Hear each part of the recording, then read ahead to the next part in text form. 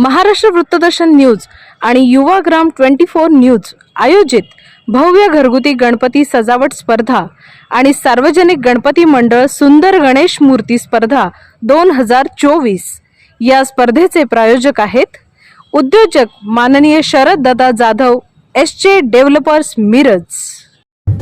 गणपती बाप्पा मोरया। नमस्कार। महाराष्ट्र वृत्तदर्शन न्यूज आणि युवाग्राम 24 न्यूज आयोजित सार्वजनिक गणेशोत्सव मंडळ सुंदर मूर्ती स्पर्धेमध्ये मी पूर्वा तुमचं मनापासून स्वागत करते। या स्पर्धेसाठी आपले प्रायोजक आहेत उद्योजक शरद दादा जाधव एसचे डेव्हलपर्स मिरज।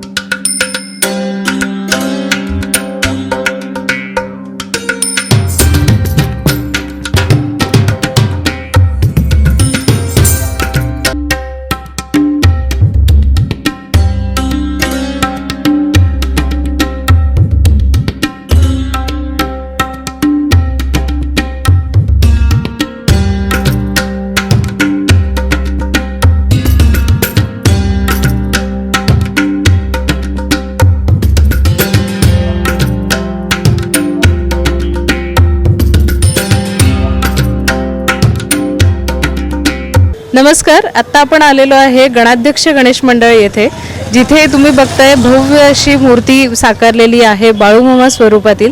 तर त्या मूर्तीबद्दल आपण आणखीन जाणून घेऊया। यंदा तुम्ही एवढं छान वेगळेपण केलेलं आहे, तर त्या संदर्भात काय सांगाल? आमच्या मंडळाचे त्याचं वैशिष्ट्यच आहे की आम्ही प्रत्येक वर्षी नवीन नवीन असं म्हणजे एक संकल्पना साकारण्याचा प्रयत्न करतो। मागच्या वर्षी आम्ही विठ्ठलाच्या रूपातली वारीची संकल्पना केली होती।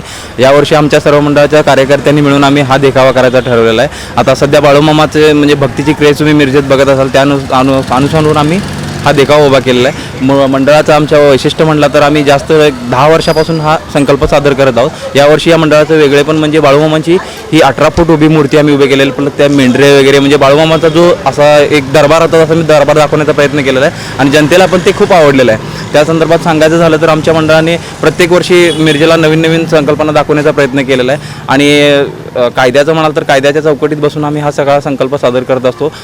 पारंपरिक वाद्य वगैरे लावून आम्ही मूर्तीची मिरवणूक वगैरे काढत असतो आणि असं दरवर्षी प्रत्येक वेळा आम्ही नवीन नवीन संकल्पना सादर करण्याचा प्रयत्न करू आणि पुढच्या वर्षी आम्ही जनतेला नवीन काहीतरी दाखवण्याचा प्रयत्न करू। धन्यवाद। नक्कीच खूप सुंदर अशी ही प्रतिमा त्यांनी साकारलेली आहे बाळूमामा यांची आणि समोर मेंढरे आहेत, त्यांच्यासोबत ते आहे आणि याबरोबर छोटी मूर्ती सुद्धा दगडूशेठ स्वरूपातील त्यांनी बसवलेली आहे। खूप सुंदर देखावा सादर केलेला आहे आणि मिरजेतल्या लोकांना हे असं वेगळेपण बघायला नक्कीच आवडतं आणि हे वेगळेपण त्यांनी जपलेलं आहे। अशा अजूनही मूर्त्या आपण बघणार आहे ज्या छान छान आहेत आणि ज्यांचं काहीतरी वेगळेपण नक्कीच असणार आहे।